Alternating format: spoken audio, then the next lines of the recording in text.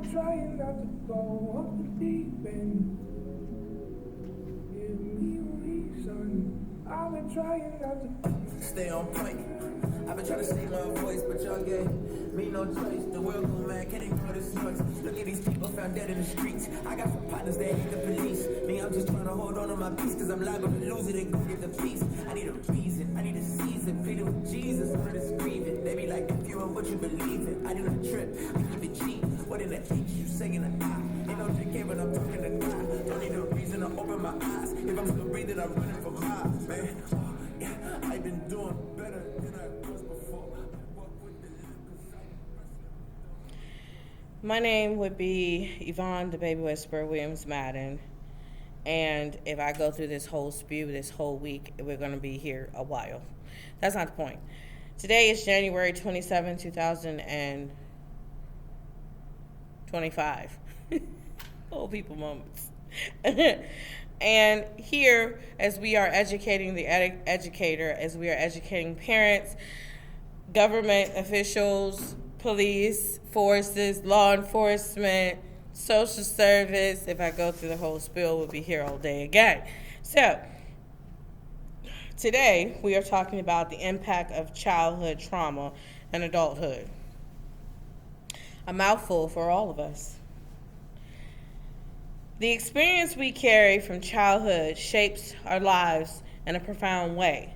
For many of us, trauma from our early years doesn't simply fade away. It lingers, affecting our relationship, emotions, and sense of self.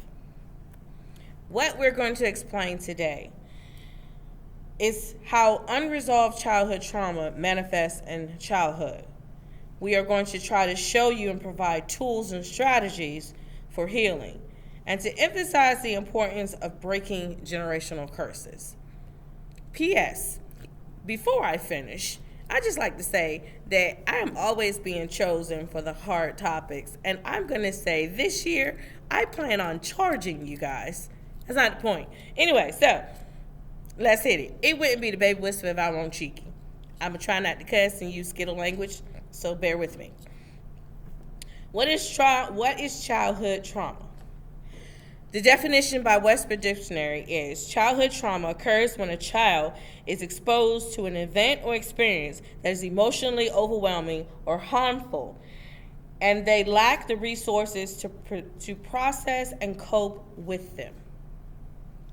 Examples of childhood trauma: abuse, physical, being hit or punished excessively; emotional, being told you're worthless or you'll never amount to anything; sexual, experiencing unwanted sexual contact or exposure; negligence, emotional, not receiving love, attention, or validation; physical, being left hungry, cold, or in unsafe environments; witnessing violence; domestic violence, seeing a parent hurt the other; community violence, growing up in a dangerous neighborhood with regular exposure to crime or harm; chronic stressors, living with an alcoholic or drug-dependent caregiver; growing up in extreme poverty or amidst constant instability.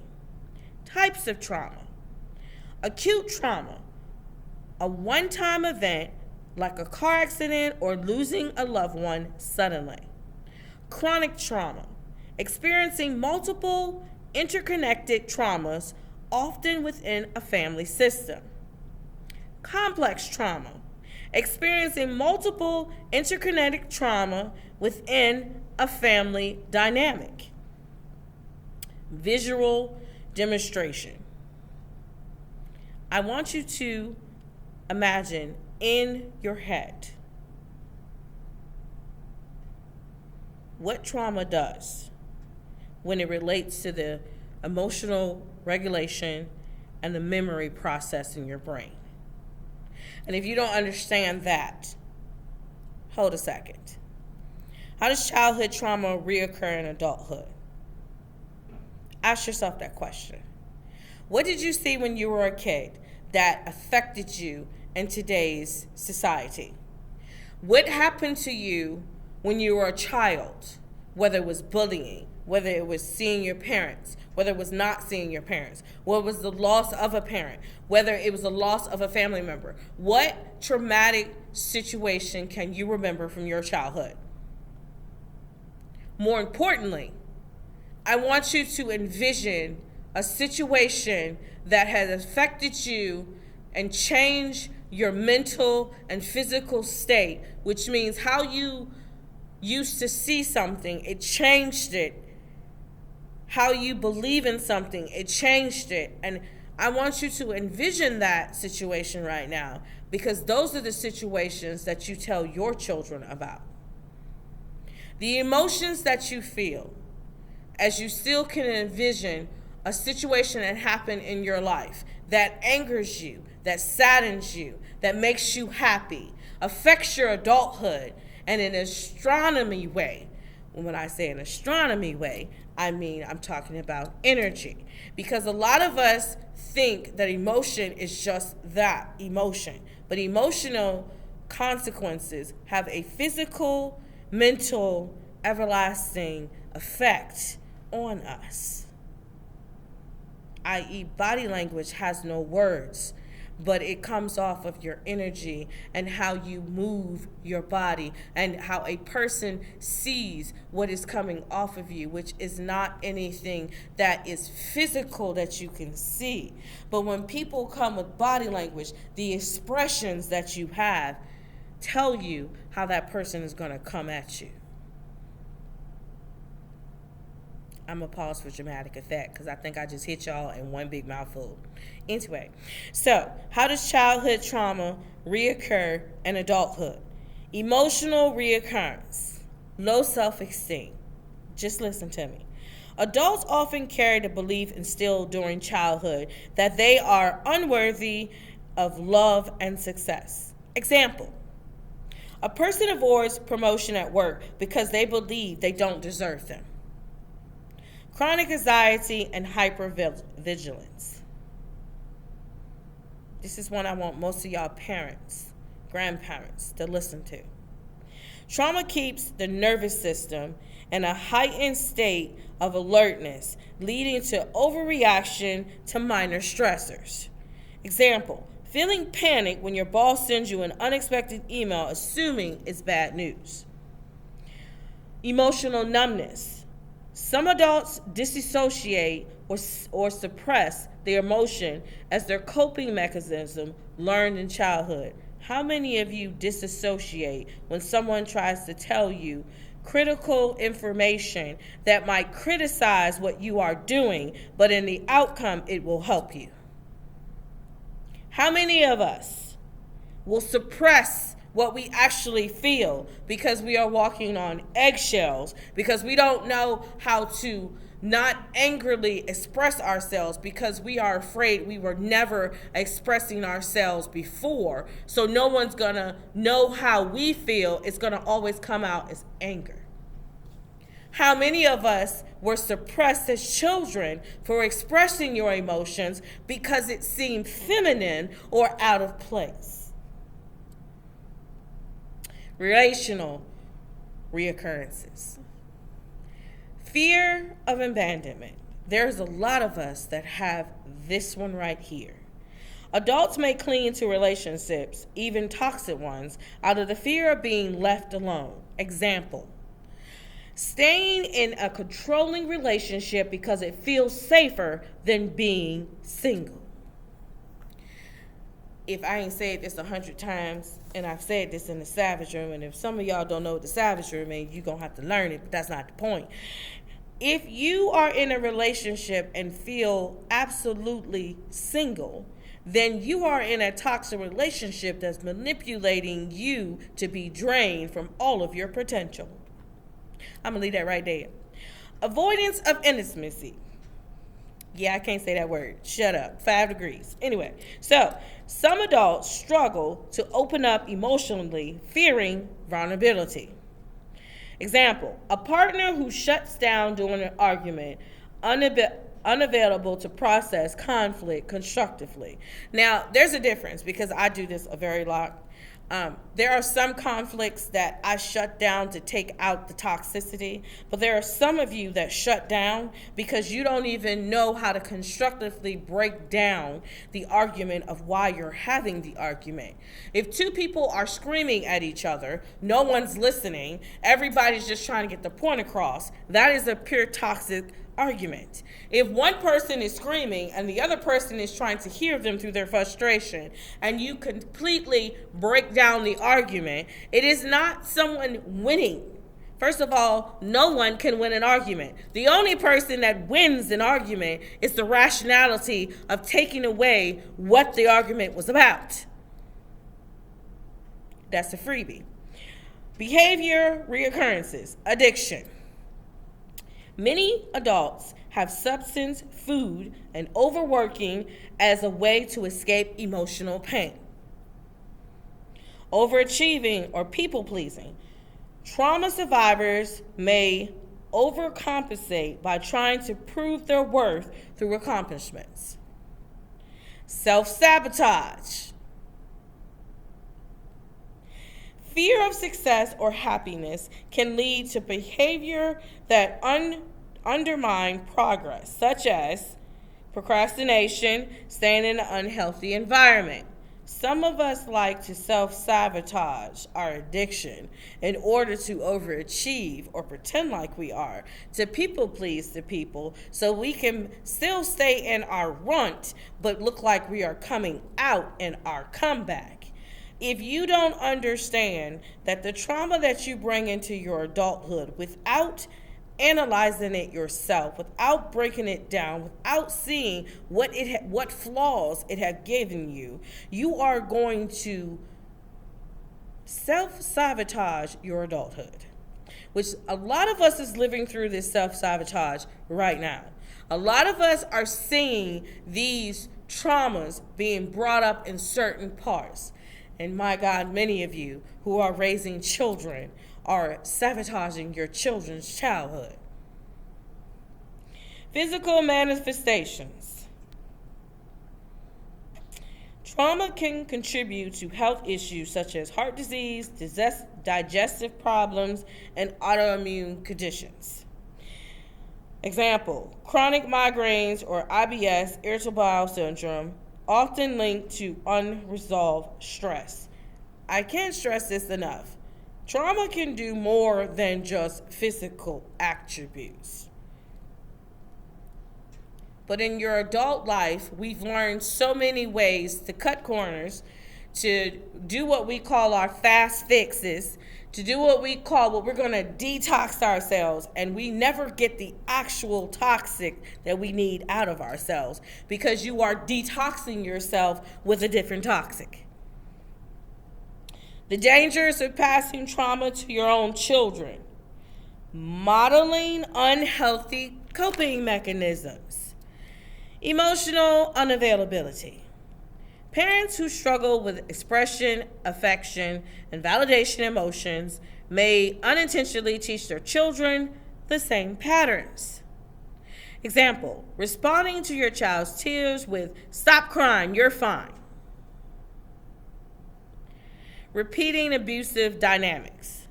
Parents who were physically and emotionally abused might default to those same behaviors under stress. Example, using threats or spanking because it's what they expected. Using threats or spanking because it's what you experience. Using threats or spanking is because what you have manifested yourself to be put in your childhood that never happened. Projecting trauma onto children. Seeing their child's success as a threat to their sense of self. Example, a person belittling their child's achievement out of jealousy. Curating emotional distance. Children may grow up feeling unloved or unseen because the parent is consumed by their own unresolved pain. A long-term ripple effect. Generational trauma creates cycles where dysfunction poor self-esteem, and emotional neglect pursues through generations. I'm gonna try to be nice through this one. We are trying to figure out what is going on with our generation today. We are trying to figure out why the children of today and the teenagers of today, the young adults, are acting the way they're acting. Yet we're not self-analyzing. And when I say self-analyzing, as a community, as a diversional group, whatever group you fall into, you are not analyzing what these children have saw. You have not analyzed the unavailability we have given our generations, and you're trying to figure out what's wrong with the generations. If you take out the negativity reinforcement that we have given them, if you take out the negative words that we have given them, if we actually encourage them without having any kind of rebarb to what we should get back, we might see a change come in our generations. And my God, we need this. The young adults of today have very muchly changed as we were of yesterday, because a lot of them are taking traumas into their adulthood and they are mixing it with fantasies of what they think this is what happened because someone told them to, because they have manipulated their self into thinking that someone else have to give them the ability to heal. Because true healing only comes from yourself. You can't heal traumas if you are using someone else's mechanism by their own words that you can't repeat to yourself. If it doesn't come out of your mouth, it doesn't count in healing. The traumas that we had in childhood affect us so adamantly in adulthood because we are learning crutches. If we take the crutches away from the generations of today, we might give them, instead of crutches, we might give them, tools to start building their own courtyards. Instead of giving them crutches, we might give them the tools to build their own nations. But right now, we only see the problem. I have a question for all of us educators and parents. I have a question for all of us ones with degrees. I have a question for all y'all therapists. What are the tools you are giving to the young adults today? And when I say what are the tools, I want to see a tool that every single person can use on their own. I want to see a tool that you have gave them an affirmation, you have gave them an assignment, and you have gave them ways to be able to take down the triggers. I want to see the tools you have given to our youth. Because without these tools, the emotional awareness, the emotional inability, the emotional unavailability, the abusive dynamics are still there. And then they are raising children. Are they raising children? They are growing children and these traumas and hate. How to overcome childhood trauma. Acknowledging the face and facing pain. If you don't acknowledge something, and you are never going to be able to face it. You yourself have to acknowledge what the pain is to be able to face it. Recognizing the impact of your childhood experiences. Example, journaling and reflecting on the situation that shaped your belief of yourself. Who are you? No, seriously. Who are you? As an educator, as a parent, as a teacher, you should be able to tell a person who you are. Who are you? Therapeutic intervention. Now, talk therapy. Working with counselors and exploring past traumas and developing coping strategies. Trauma-focused therapies. EMDR, eye movement, desensitization, and reprocessing traumatic memories. Now, a lot of you are going to say, Baby Whisper, you don't like therapy. No, I don't. Educators, I want to tell you something. If you don't have them do inner child work, which is reconnecting and nurturing the hurt child within, they're never going to get to anything else. In order for anybody to be able to deal with childhood trauma, you have to heal the hurt child. You have to develop emotional awareness, mindfulness. And I don't mean sitting there just meditating. Mindfulness is grounding yourself to the present and staying calm. Mindfulness is paying attention to what is happening. Mindfulness is understanding the words that come out of your mouth. Mindfulness is seeing the joy and the little things that come out of a situation. A situation can turn to all hell on wheels, but you must find the positivity, silver lining in it. And my God, you got to learn how to identify triggers. You need to know the intense emotional reaction and explore their origins to why you have them. A lot of you go through life and you go to therapy and you never know what your triggers are. If somebody else knows your triggers, they can emotionally manipulate you to thinking you're healed. But you are never healed until you know your triggers. Breaking the cycle for your children. Please listen. If you didn't hear nothing today, please listen. Parenting with intention. Read about child development and healthy parenting techniques. Learn to apologize and repair when mistakes happen.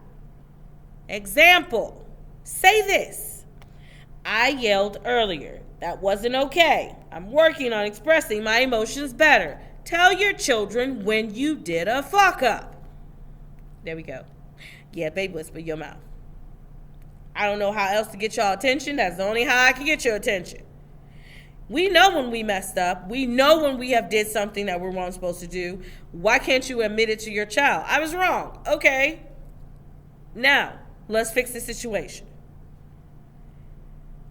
Build emotional intelligence in our children. Teaching our children to name their feelings and communicate as they need is not teaching them how to be weak. It is teaching them strength. A true soldier can cry when he needs to and kill when he needs to.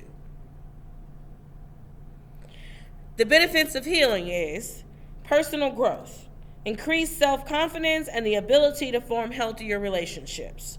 Reduce self-stress and anxiety, leading to better physical health. Creating a new legacy. Teaching your children resilience, empathy, and emotional intelligence. Example, a child growing up feeling supported, seen, and empowered.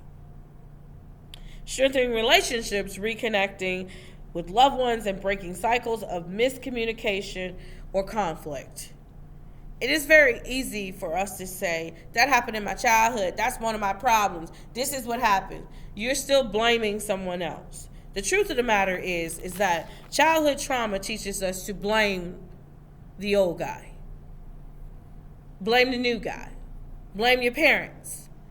But the reality of it all is, if you want to learn how to heal yourself so you don't take it into your adulthood, you have to have the accountability and the ability to get up and learn how to do it yourself. It's the Baby Whisper. Imagine That Homeschool Academy, the Baby Whisper Movement, the Savage Room, and Intelligent Connections, saying I hope you learned something today. If you whisper, you'll hear me. Shh.